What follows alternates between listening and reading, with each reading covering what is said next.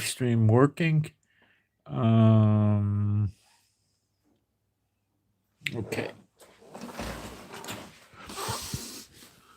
My name is Moshe, and I'm coming to you from Israel in the Galilee, and it's sunny today, and we've got these louvers. There's windows behind the device I'm speaking into, and large windows, and they have these plastic shutters. They're about this thick, and they're useful to keep the sun out and to keep the heat in. They tend to do work because the windows are all single pane junk leaky windows. So when you use the shutters, you get no light, but it does keep the heat in. So it has some value. Anyway, that's why it looks like I got stripes. So it's the 3rd of March. It's about 7 minutes in the morning after 8:07. And the weather here is, I'm not sure, 54 degrees now, which is cold. It was going to hit 68, which is pretty good. I mean, it's sunny day straight through. Straight sun. 68 the high. Then tomorrow it's sunny again. Goes down to 45 at night. And then 65 tomorrow, then sunny again, 67, then a little bit of clouds, and the temperature goes up to 68. Then it goes down, and they're talking Sunday, 60% chance of rain. I don't know how accurate that'll be. Then Monday, sunny, and we stay in the 60s. We don't ever warm up. I don't know why. Oh, we do. Next week, we get back into the 70s. We'll see what happens. The weather reports in Israel, realistically, guys, they tend to be good for about 36 to 48 hours. That's about it. I don't find them anywhere near as accurate as I used to in America. Nowhere near. It's a smaller country, and I could see reasons why, but okay, so now what we're going to cover today, America's talking boots on the ground in Iran. Hegseth, Secretary of War said it, Trump said it, so it looks like it's going to happen. We'll discuss what they will do with the troops if they go through with this. I'm also going to talk to you about why the war is not going so well. Okay? It's not. Okay, you're getting all your brainwashed news and from the mainstream media, and it makes you think like it's really going well. But I'm going to tell you what happened last night, not just in Israel, but around the whole Middle East, 7 countries. I'm going to tell you what happened. Okay, and you're going to agree with me for sure that the war is not going so well. Is America and Israel losing? No. I don't see any indications that we are going to lose, but it's not going so well. That I'll establish with you. Okay. Now, we're also going to talk about Iran's new special weapons that they never used against us before that they used last night. And we're going to talk about the Persian Gulf being closed and how Fox News is saying it's not closed. You got to be kidding me on that one. You really got to be joking, but they're not. Okay. And I'm hearing rumors about the 3 F-15s that went down in, I think it was Kuwait. And people are starting to say we're not getting the right story, that it was not friendly fire. I'm not so sure about that. I'm still leaning more towards friendly fire, And we had an incident where an Israeli pilot was running a mission in Iran, and he had to deviate away from his mission because he was being chased by a anti-aircraft missile that Iran launched at him. And he had to go up into the clouds. They're very well trained. They know what to do, and he evaded the missile. But, he lost he didn't fulfill his mission. Now, what this, I believe this was yesterday, what this tells you is they ain't using the B-52s yet. They can't. The B-52, I mean, a fighter jet's very agile and fast and small. A B-52 is like a flying hotel or something, you know? So no, they can't use the B-52s yet. And they're going to be very scared about using B-1s and B-2s. Okay, there's still a lot of work to be done. Okay. All right, we're going to talk about the damage to the other Middle Eastern countries and stuff like that. I live here for many years, okay, and you're not getting the real scoop from the mainstream media. You know, your TV in America and Europe. You're not getting the real thing. But I don't want to send you off course. We're not losing. We're probably never going to lose, okay? But it's not what they're representing it to be, okay? In other words, they're scratching the surface. It's still got a lot of work left to do. We'll get into it. Okay, I want to go into the live stream now. And what did I do? Make sure we got a live stream. You know, little things, sound, picture, you know, stuff like that. You know, little things, sound, picture, you know, stuff like that. You know, little things, sound.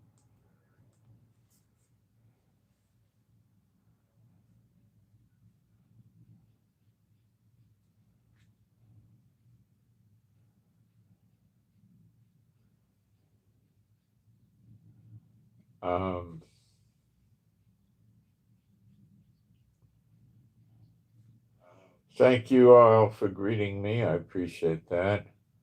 Thank you all for greeting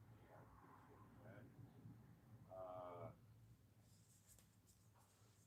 Thank you for the moderators. They do a good job and save a lot of problems and work for me.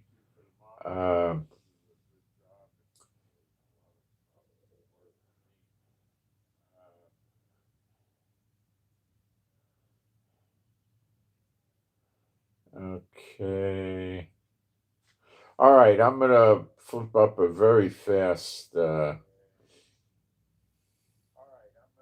post up into the live stream, and it's going to take seconds, not minutes.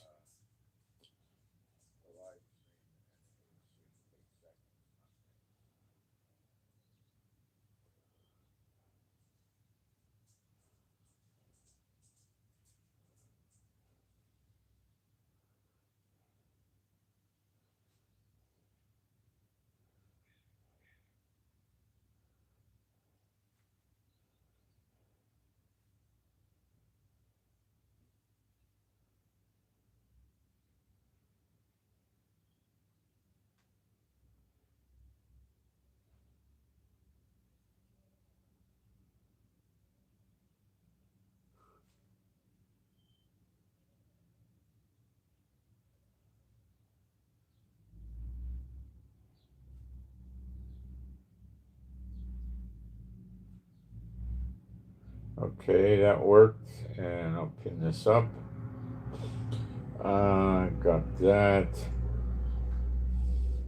The U.S. is only talking ground troops as a possible because you can't take anything off the table, and it's to scare the Iranian regime into surrendering. It's called being strategic. Well, I think it's going to be a lot worse than that. I'll explain it to you. The war is, if you don't live in the Middle East, you're probably not really up on how messed up the war really is. It's like I said, it's not that America's going to lose. I don't see a single sign of that. But I see lots of signs of many countries getting severely damaged before that occurs, including American bases, which have already been damaged. And there's 6 dead American soldiers to date. That's as of last night, 6. And I don't know the wounded. And I'm not glad that that's happened at all. Americans are here fighting for us, with us. I don't want to see them get killed. I don't, I'm just telling you, it's not going what you think it is. And do I think that Trump and the Pentagon and Netanyahu underestimated this? Nope. I think they accurately estimated it. But I think they're leading the people into more of a rah, rah, rah, look how great this is. It ain't so great. It's going to be a rough one. Okay? And they know it. And I say, I want to make this very clear. I don't think that Israel and America are going to lose at all. Okay?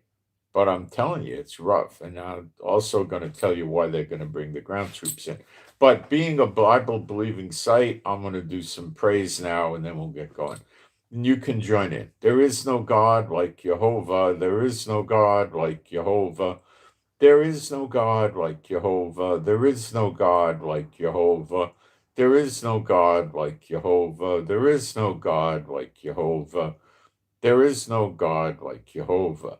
There is no Messiah like Yeshua. There is no Messiah like Yeshua. There is no Messiah like Yeshua. There is no Messiah like Yeshua. There is no Messiah like Yeshua. There is no Messiah like Yeshua. There is no Messiah like Yeshua. Well, the Muslims like to call us heathens. I call them heathen. They like to call us, I'm sorry, what is it they call us? Infidels. And I call them heathen. Okay, what they worship is not God. All right. Last night, we were threatened by Iran that last night we were going to experience a new weapon that the Iranians haven't used before on us. And when I say us, I'm talking 7 countries in the Middle East, okay? Including the American bases, and that's not a country. And they deployed it. But I think they did use it before. What it is a cluster warhead. It basically is a large missile. Okay, these things are about this big. Maybe 30, 36 inches thick. They're pretty thick and they're long. They're probably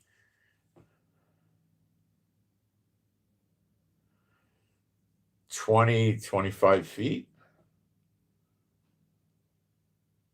I'm thinking maybe more, maybe 30 feet, probably someplace between 20 and 30 feet. And they're like about 3 feet, 30, 36 inches thick, I'd say. Okay. Remember, they're going 1,000, 1,200 miles from Iran to Israel. All right. Anyway, they have an initial cluster in there that's 9 clusters. Okay. And when the missile gets over its target, it's supposed to break up, and 9 clusters come loose. And then each of those 9 break up into another 9, and it rains down a very large, substantial amount of small warheads that are still lethal if they hit you or something like that, right? To cause a lot of damage and destruction. Okay? And they, I believe, have used them because I've heard since this started, the Iron Domes near my house. I live here. I'm in the Galilee. I hear the explosions all the time. I'm used to wars. I've been through a lot of them. And the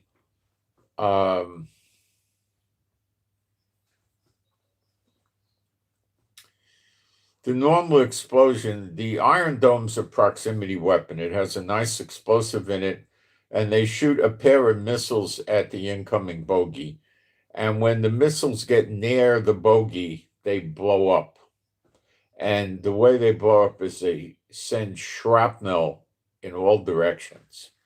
Okay, that's how this thing is designed.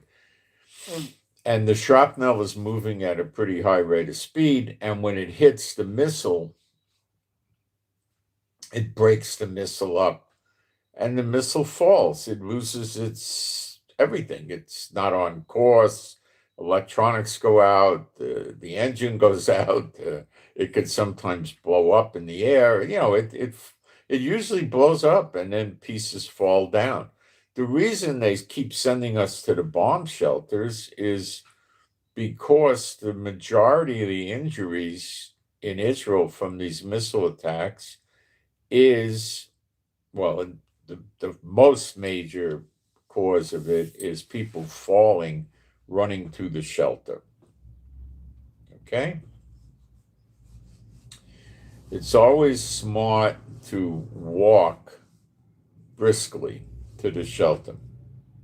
Now, I'll give you a piece of advice that I was told about 35, 40 years ago when I was new to Israel, that if you're outside and you see a plane coming at you, strafing you, shooting the machine guns, you're going to see the path of bullets coming at you. You got to work fast.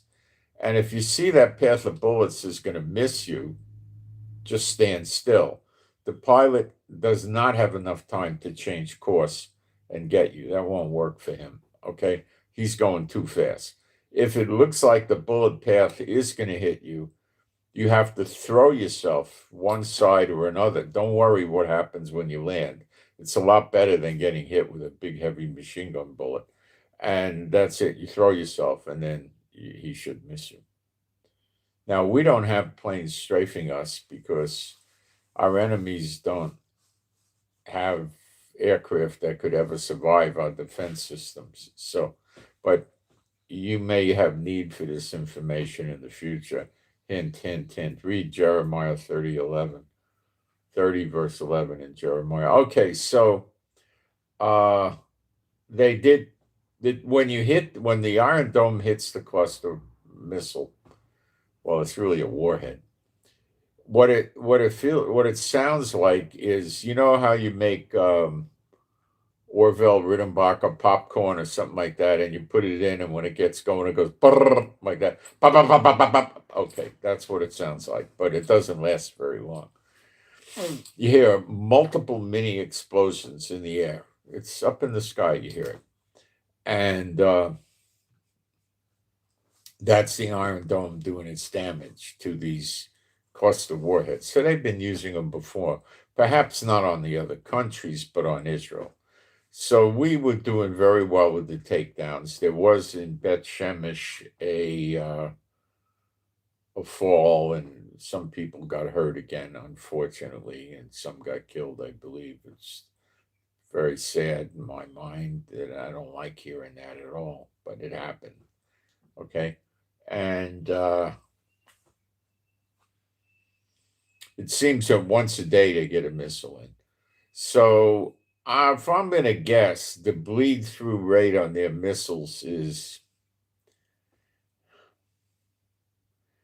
at maximum 5%. It probably 3%. It's very low, very low. Look, who's going to run around and have 100% success rate on an anti-missile system? That's pretty, that's really hard to get there.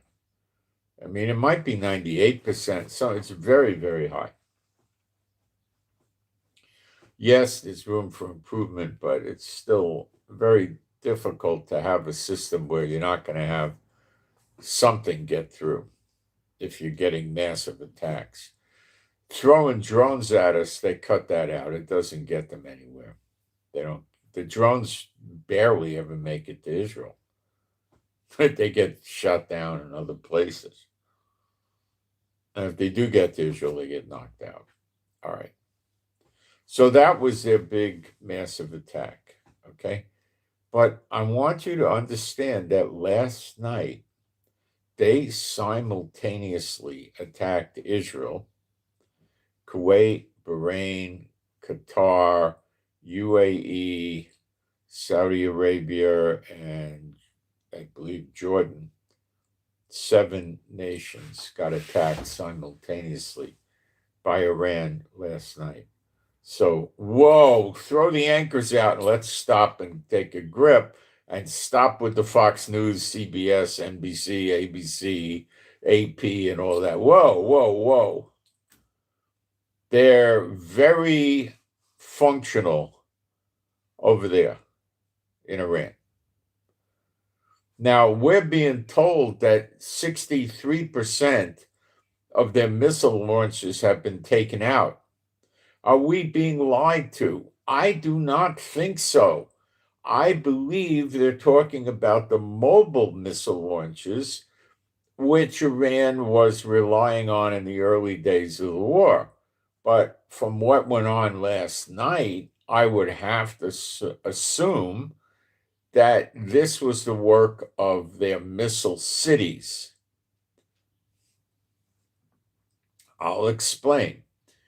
When you have a mobile missile launcher, what are we looking at? Oh, you got like a Mack truck cab, and you got a lowboy trailer, and you got a missile launcher on it, and equipment, and junk like that, right? And it has one big missile. It might have a truck with it that can reload that one big missile, but to reload it, put it in, get it set up and synced with, you're talking, at least an hour or 3. I think you're really more at about 3 hours to get it all ready to launch, not just put it on. Then they use a crane because you're not going to have 8 or 10 people pick this thing up. You'd need 50 people or something, or maybe more. So they use a crane, and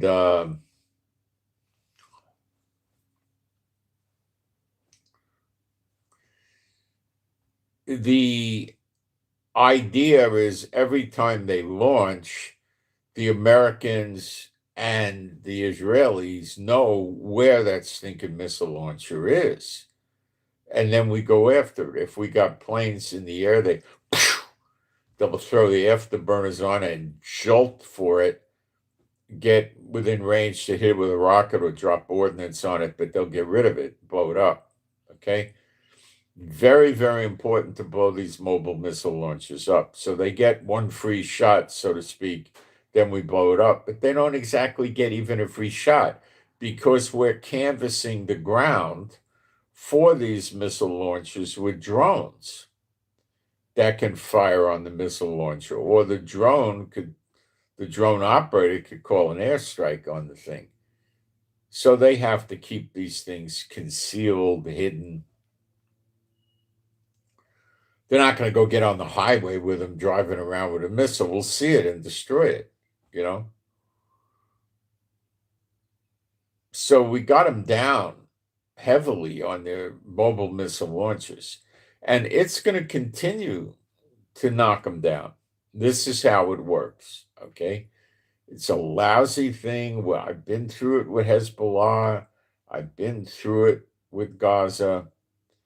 And I'm going to tell you how it works. It's a slow, tedious process, and you whittle it down day by day. And it's ugly while this happens because they keep launching. It's ugly, okay? Hamas would do things like put missile launchers on roofs of hospitals, buildings, hotels, in between 2 civilian buildings, stuff like this, Hezbollah would try to use mobile launches and pop up.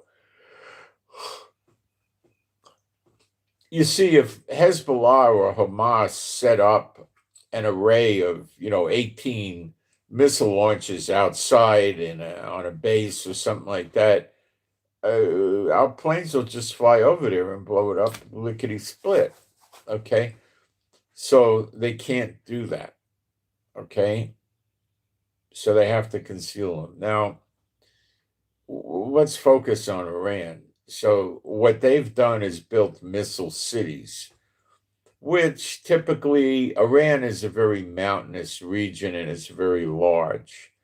And they go into the side of a mountain and they build a missile facility in there that can launch missiles. It almost works like a repeating rifle. They could launch a missile and then the loader brings another missile, loads it and stages it and stuff like that.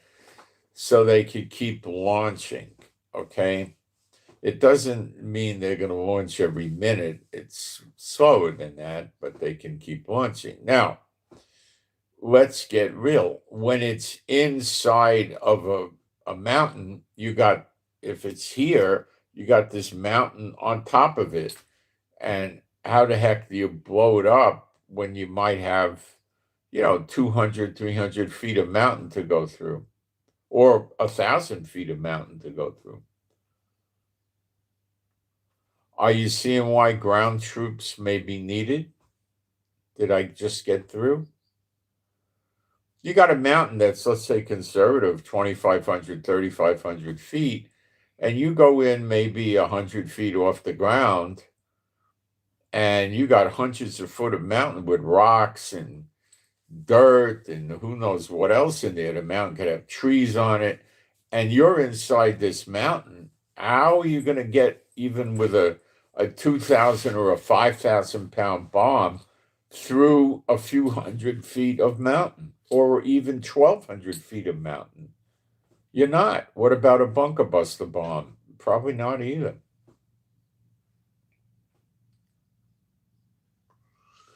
What about doing what we did to kill Ayatollah Shmukhmeni with his big underground bunker? Well, we used 30 bombs. They were probably 2,000 pounders. 30, very close in time to each other, and that did it. Would that work on a missile city? Yes. It would, I believe. It may not. If it's under hundreds of feet of a mountain, I don't even know if it'll work. This bunker that we killed Khomeini in was under his house, his mansion.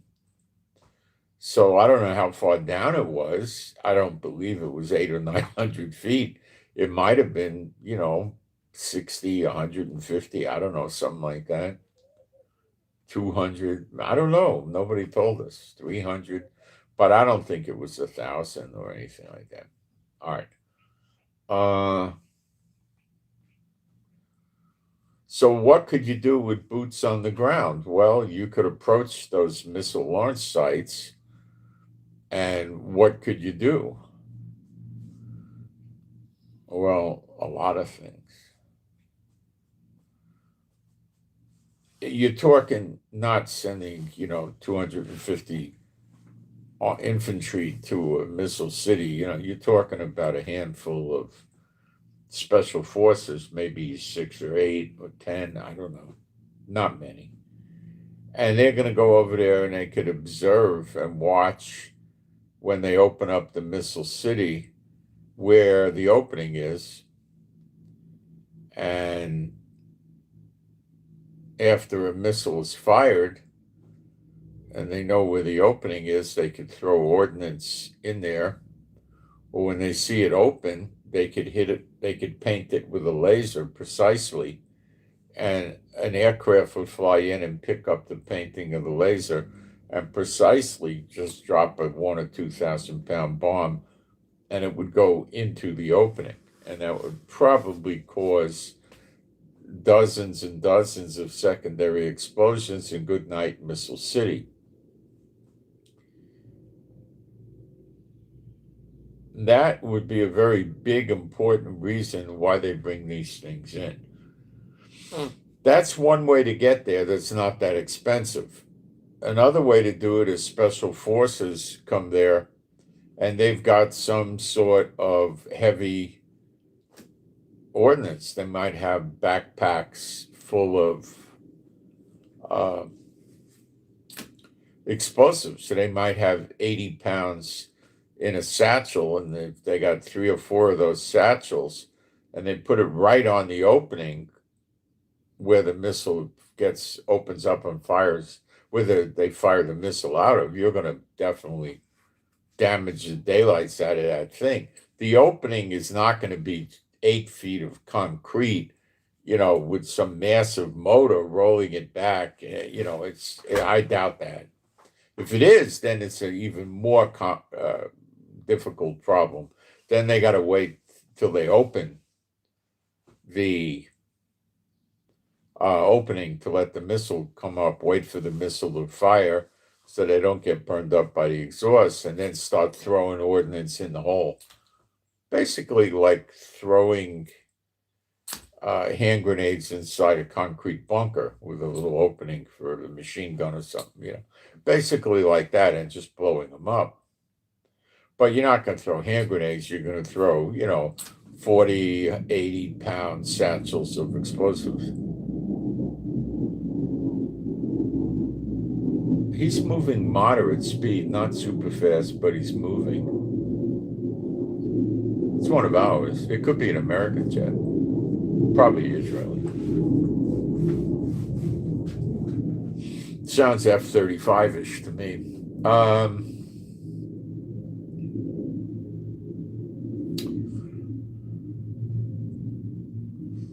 The F-35's got one big honking engine. I mean, it's just, it's like a pilot in a cockpit riding on an engine, It's really a big motor in that thing. All right.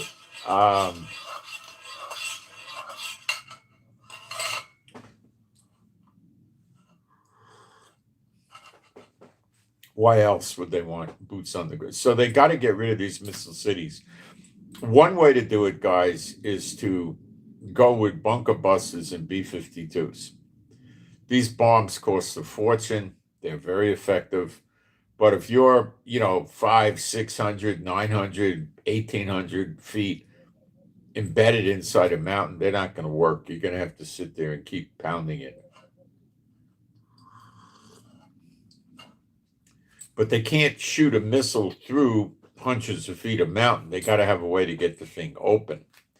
And the boots on the ground will find that and take care of it. Okay?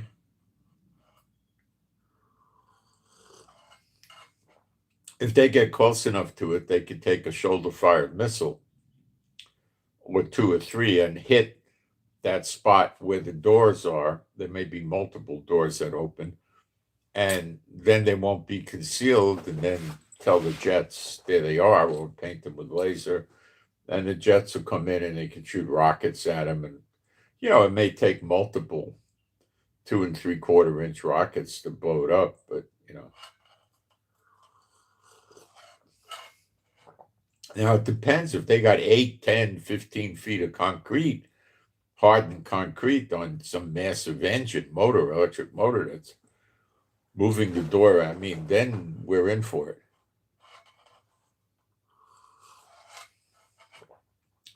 Then what the special forces would do is try to find a way to jam the thing closed so it can't open. And that probably wouldn't be that hard. It's got to have electrical connections. You sever them. Then they have a wonderful missile city, but they have no way of opening up the doors. The other thing you can do is seal any exits. They probably have multiple exits. Seal those with explosives so they can't get out. That doesn't mean they can't stop launching, but it stops any new missiles, water, food coming in or out. It makes life hard for them. I don't know how there's supposedly over 100 missile cities, and I don't know how they're going to get rid of them with bunker buster bombs. I don't know. They got a similar dilemma with the nuclear facilities as well. Trump is very adamant on these nuclear facilities being destroyed because then he doesn't have to concern himself with Iran breaking the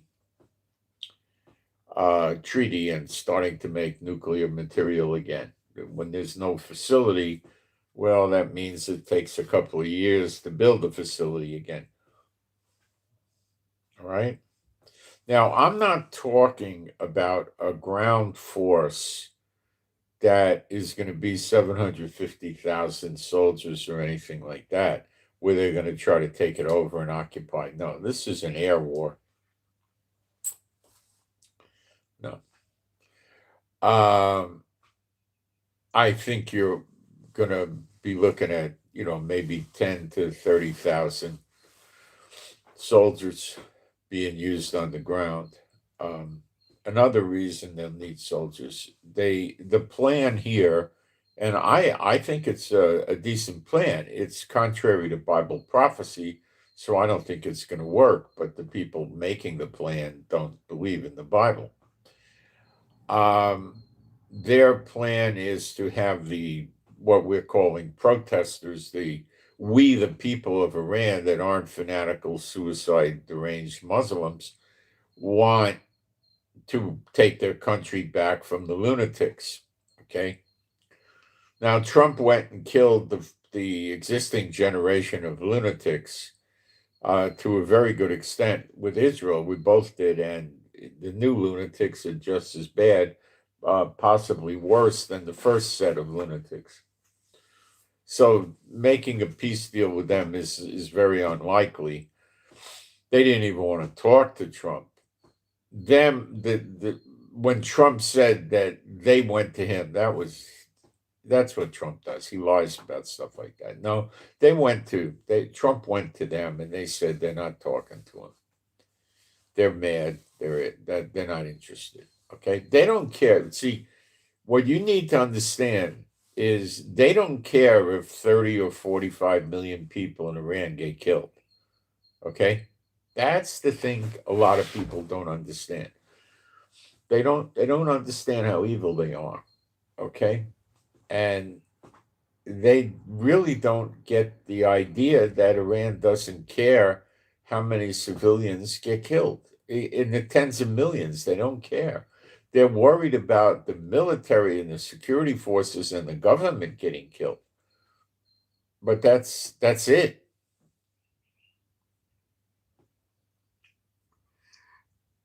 If they can be left alone and they can pump their oil and make money, they're going to grow into a great, evil, wicked empire again. That's their thinking.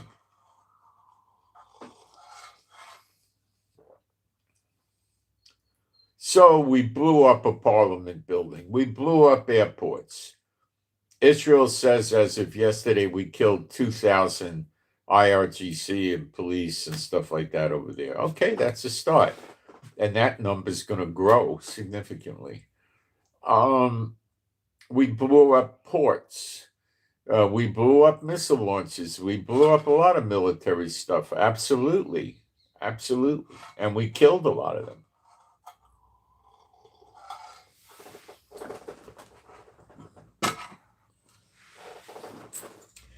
But we have not stopped their capability of launching missiles. Now, what about this Persian Gulf closure? Well, I believe it's closed. Fox News says it's not. Well, Fox News can say that because I don't believe Fox News is calling it straight. Did America sink 11 Iranian warships? Yes. Is that a significant amount of warships for Iran? Yeah, reasonably so. What else? Well, did they sink the Iran submarines? No. So they got submarines, 4 of them, they said, loitering around the Persian Gulf. That could take out these tankers. Okay? They've got as many as maybe 3,000, it could be less, go-fast boats that have missile launches. Some could launch torpedoes. They could fire, the soldiers on there could fire shoulder-fired weapons at ships. They have anti-ship missiles and all kinds of things on them. They didn't sink hundreds and hundreds of those. They're still out there. And they have naval mines that can blow ships up. They're still out there.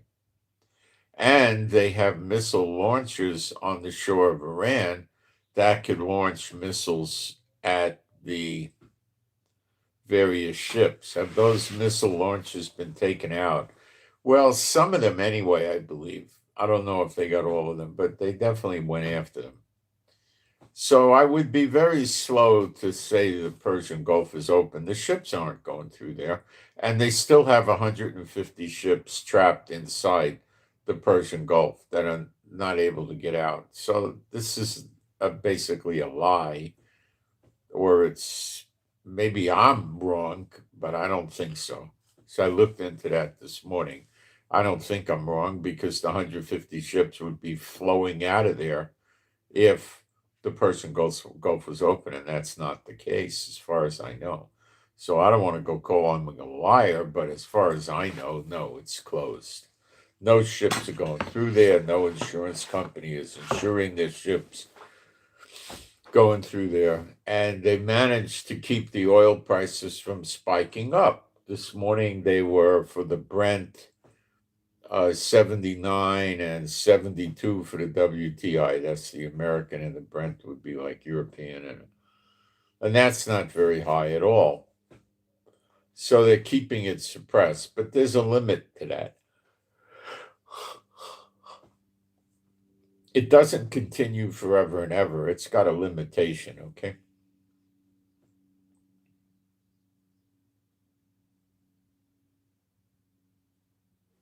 And that's it.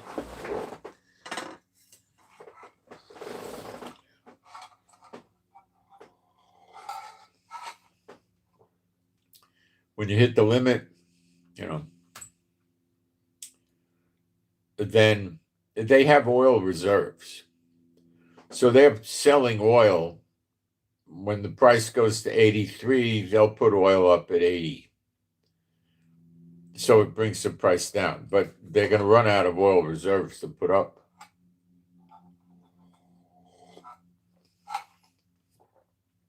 That's another reason they're going to go boots on the ground, because they can't accomplish a lot of things they want to. The Iranians did a good job of being lunatics. They don't care what happens to their country at large. They're mental,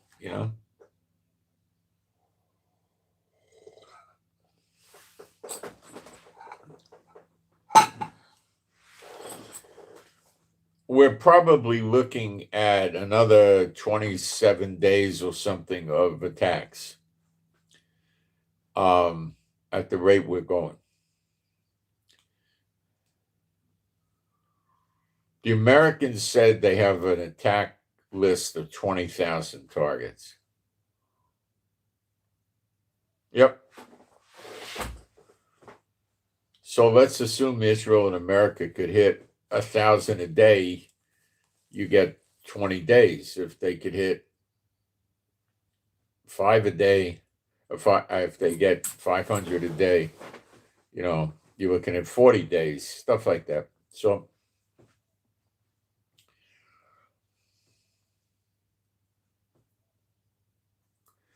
it's a big undertaking. The Houthis are insisting they've closed the Red Sea and are going to attack any ships that, they don't like. So that means they'll probably, leave Chinese and Russian ships alone, I guess.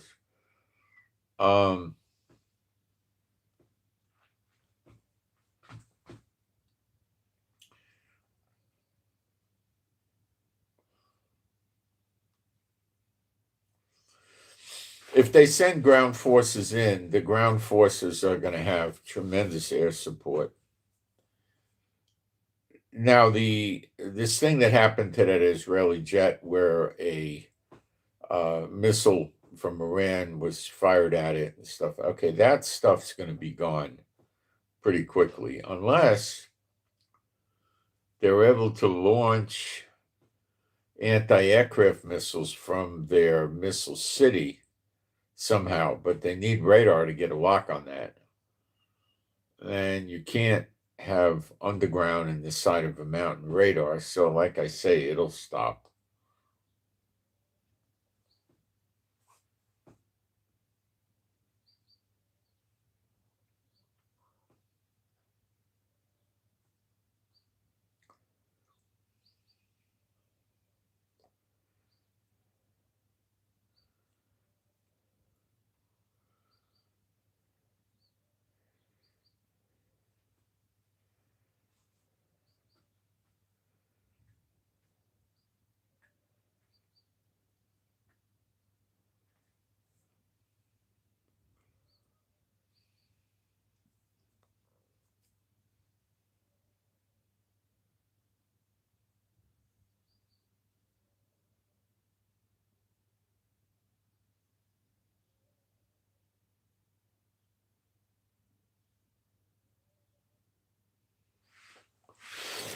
Yep.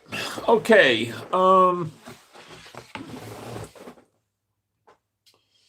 Let's get into.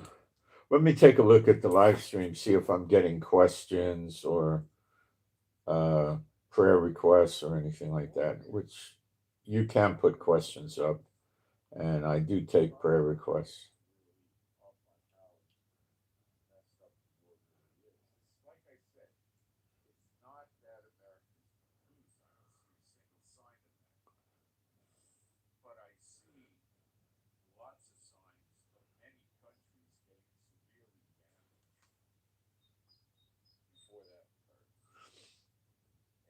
The UAE is probably taken more damage than any place else.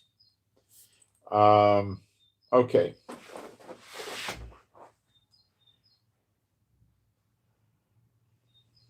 This is very troubling. The United States State Department has asked Americans to leave the following countries: Iran, Iraq, Israel, the West Bank and Gaza, Jordan, Kuwait, Lebanon, Oman, Qatar, Saudi Arabia, Syria, United Arab Emirates, that's UAE, Yemen, but also Egypt. Why? Is Egypt going to get into the fight? I don't know. Why Egypt? I don't think Egypt's that tight with Iran. I've never known them to be buddy-buddy or something like that. So why is Egypt in here? What is this? See, I don't know. Maybe Trump in the State Department just put it in to be safe, but I don't know.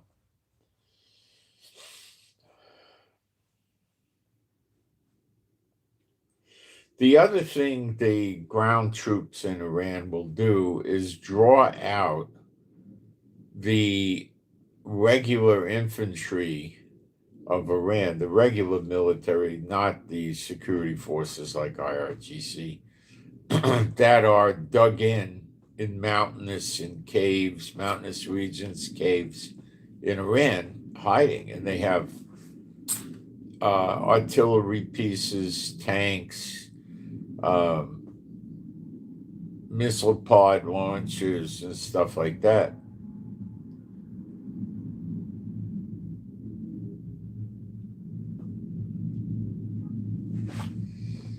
And they too need to be taken out. So the way that would work is not that hard to understand.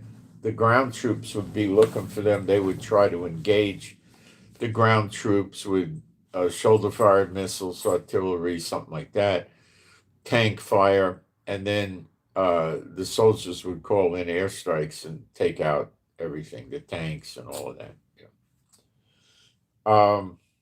So that would get rid of that threat, because that threat is a severe hindrance to the protesters taking over the country, because they could start rolling out those tanks and armored personnel carriers and mobile artillery and even towed artillery and attack the protesters trying to set up the new government. Okay. So with your boots on the ground, you're going to draw these soldiers out. And then when they're drawn out, we know where they are and we can blow them up from the air.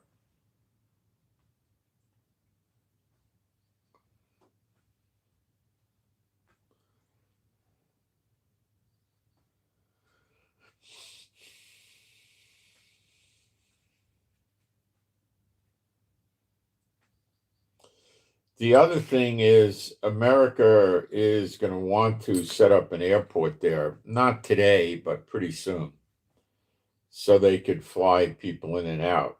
And that'll take soldiers, and they got to clear up an area, and they may not do that, or they might. Probably they will, but it's going to depend on what threats are roaming the countryside, you know.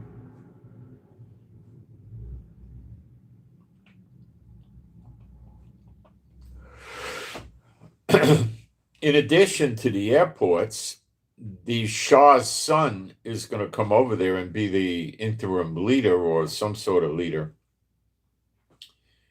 And they're going to have to protect him. That's going to be at least 2,500 people to protect that guy in the beginning. It'll be a lot, okay? Because they're going to have to protect his compound.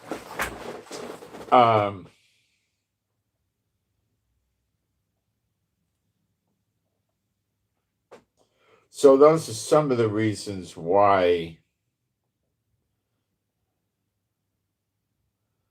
they need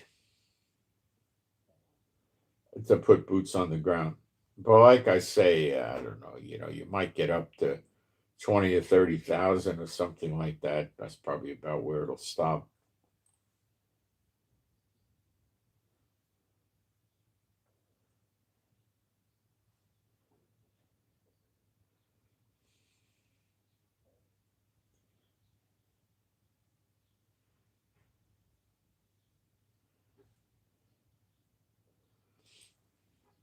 So their cluster warhead missiles, by the way, are not evading our defense systems any better than their other junk.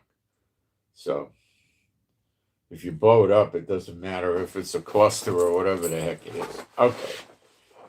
They say they've got warheads that can destroy shelters. Well, a bomb shelter was hit.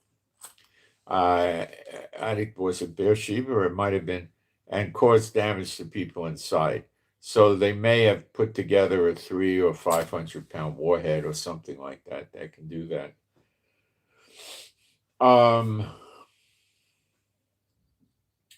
The Daily Mail. Now, this is a substantial British news publication, Daily Mail, M-A-I-L.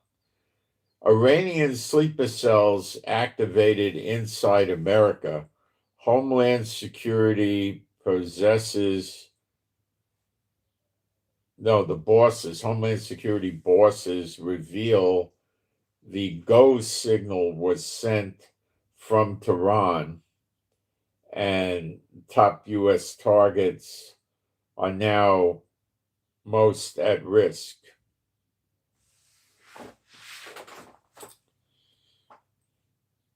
They are doing that because they're scared and they know boots on the ground are coming. So they're going to try to give America a taste of boots on the ground. America is going to get the taste of this. It's not going to be that easy. The Iranians have a number, and I don't know how many that number is, and I would hope America and Israel government know. Container ships that look like real container ships from other countries. And the containers open up and there are missile launchers inside, and they fire missiles out of the container. The top or the roof of the container, this is, it lifts up, and then this is open. Then the missile launcher elevates at an angle, and they get it to fire. The container ship probably has a very good generator to generate electricity, and these containers are probably wired with electricity, and there you go. Can they put some of these near America and launch missiles into America? Yes. They could fire from 150, 200 miles away, no problem. And does America scrutinize every single commercial vessel that's 150, 200 miles? No, they don't.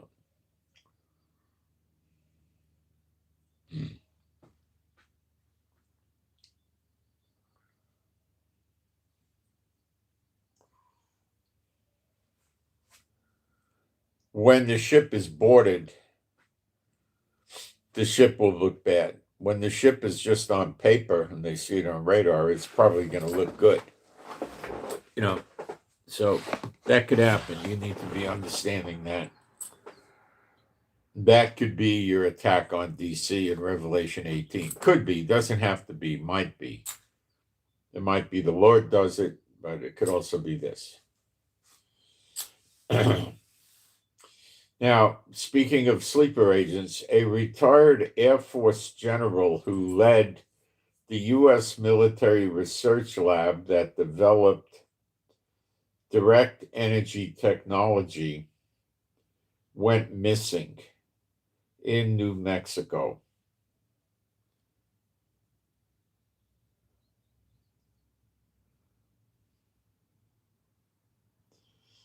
They are probably thinking if they can get a hold of this guy and start torturing him, he's going to reveal to them things about this kind of technology.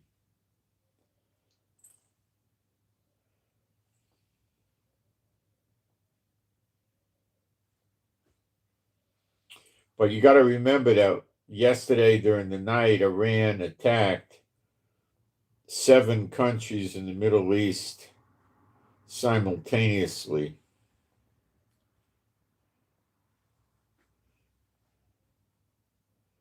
And that is no mean feat. That's serious.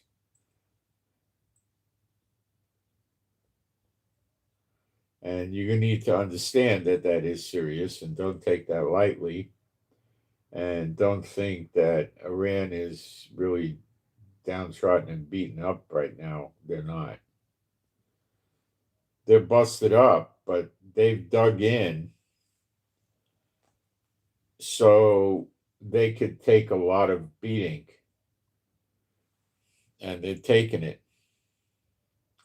There's stuff they can't protect, and they know that, and they're just moving anyway.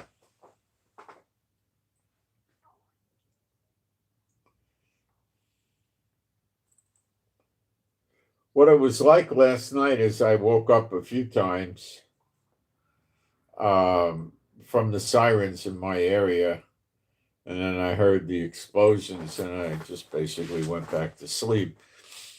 My wife got up. The first ones were 1 o'clock ish, and then we had them at 3:30 or something, and she didn't get back to sleep with the 3:30. The dogs were freaking out, so she let him out of the kennel and put him into bed with her, and they kept moving around and they were agitated. They don't understand what this stuff is with the explosions, but they hear it probably 40 times louder than we do or more, and they know something's wrong. It's not supposed to be that way. They know it's bad.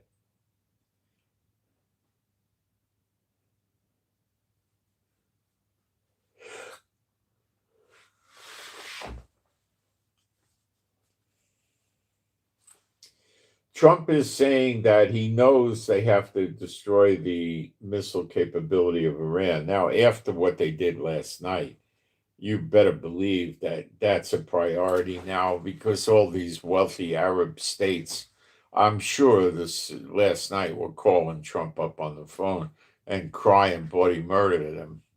So yeah, they're going to go to work on that. But again, you can't deploy the B-52s unless you're sure you've got rid of all the, ground to air missile systems that Iran has.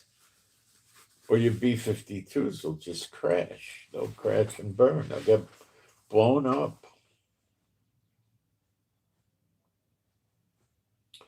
There was last night a direct hit at an American base in Jordan. And that's not the first. They're getting consulates now that America has. They're hitting the consulates.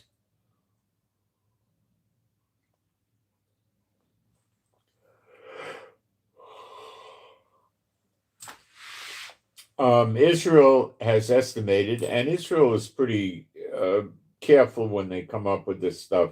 They're usually pretty accurate. They don't just make junk up like Iran does. They're estimating 2,000 IRGC and security forces, which could be police, have been killed so far. There are attacks on the IRGC and police stations and their stations, so that allows the protesters to move more freely, is the hope.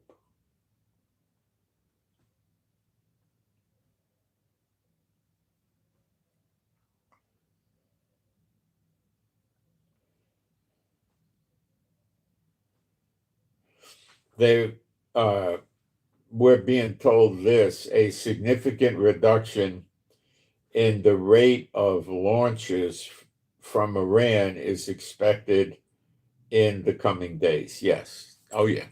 I know how this works. And as much as I don't like Netanyahu, you can't blame him for it. This is a slow, steady hammering that you have to go through until you get rid of it. It gets better. In other words, less launches is better. It gets better and better and better. And then what happens is you go a day with no launches. And then the next day you get a couple of launches, and then you don't get it. And then you go 3 days without launches, and then you get it. And then you go a week and 2 weeks, and then it's over. It's hard. But we never saw anything like these lunatics built in Iran. So it's a tough one. That's why I think they're going to go boots on the ground. Otherwise, they're not going to get rid of it.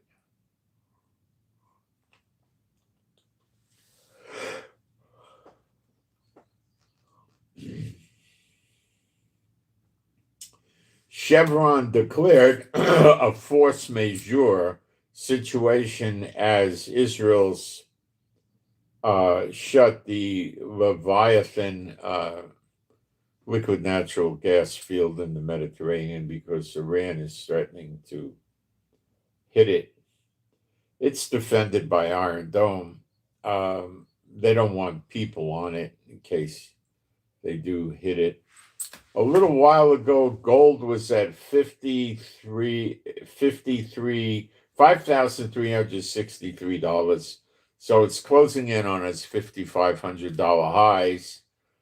And silver was at 90. So they're both growing in value. And the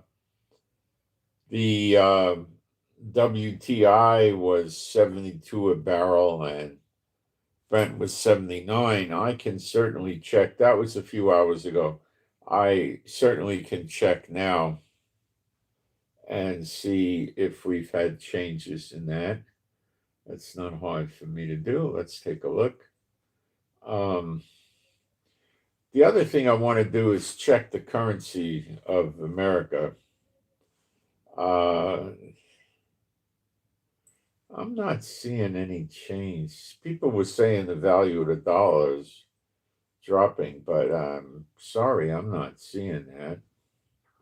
Let me get in and see if I could check it against the euro and the pound sterling from Britain, although it's not sterling anymore. We'll start with the dollar against the shekel. It's the same as it was a few days ago. Okay, so that's not a change. There's nothing going on there. Let's take a look at the euro.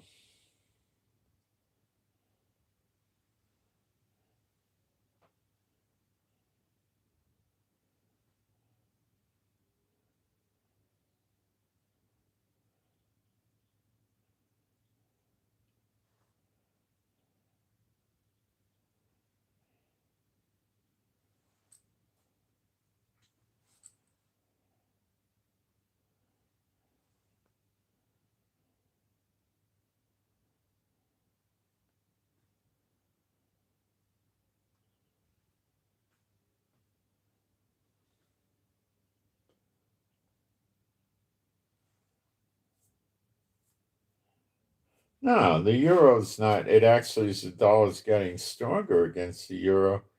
It's 85, well, really, if I round it, 86 cents euro to buy a $1, or $1 is worth 8.857. No, no, no, no. The dollar's not plummeting. Let's get off of that. That's somebody's just trying to scare people. We're not seeing that. Okay. Um,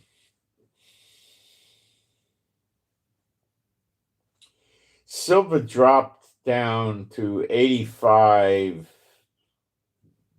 $85.81, and gold dropped down to 53.12. So it's still, I don't know if they're making a big priority out of keeping the gold and silver down. I'm not so sure they care that much. They care, but maybe not much. Um,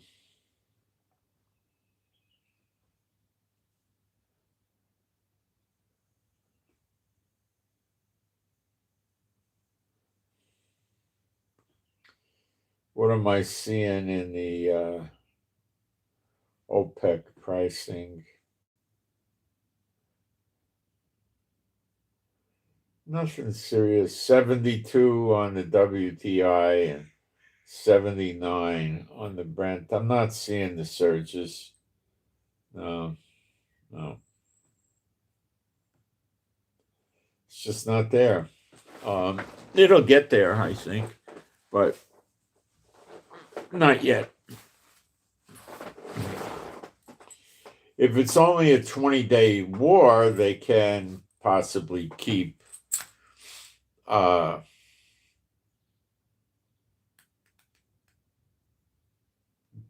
pushing their reserves out there to keep the prices down. But, some of these countries have been damaged. Their ports, piers, and stuff like that have gotten damaged.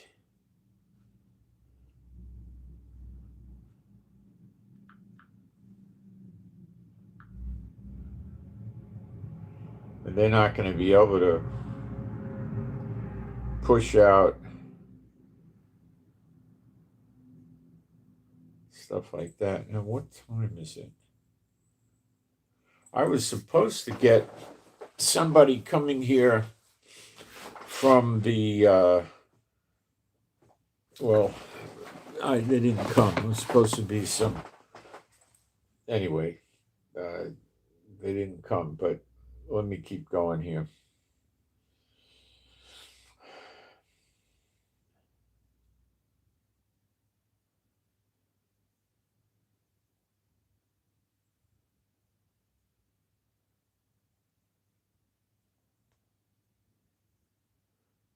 We had 19 injured in the Beersheba missile fall.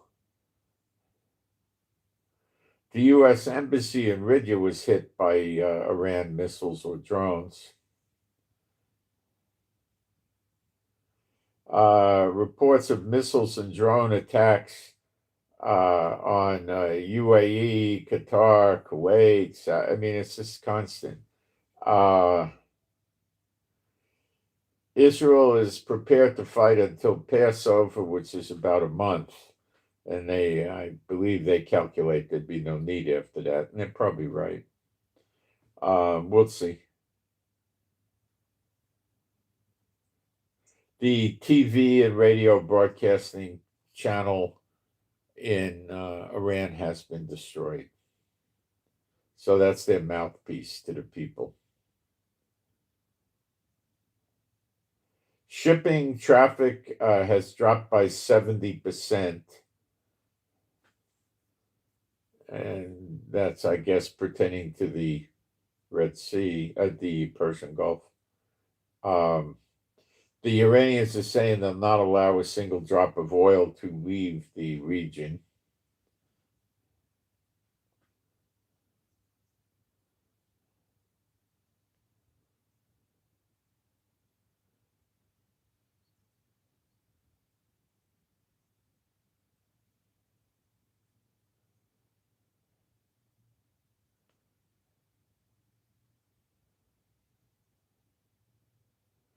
The Qatar stockpile of Patriot interceptor missiles is going to run out. They estimate in 4 days. What happens then? See, it's going to be a bloodbath. They got to shut those missile cities off.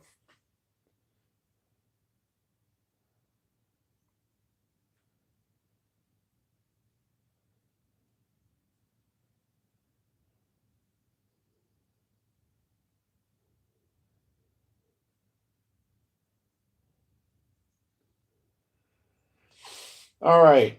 Since I'm updating all day long, guys, I'm going to sign off. And I got somebody coming to the house. So I got to take care of that. It's business. Well, it's my health care. They're doing a blood draw, which is what they want to do. And that's fine. All right. So I'll get a prayer out. And I pray, my Heavenly Father Jehovah, for all the true believers and their households and me and my wife, that we would have your strength, stamina, and endurance, and your healing and recuperative power flowing through us, and we would be, along with our animals and pets, safe and secure and happy, healthy, and whole. And I pray we would be fine financially, and I'm starting to sweat again because I got to pay 3 months rent at the end of the month, so I'm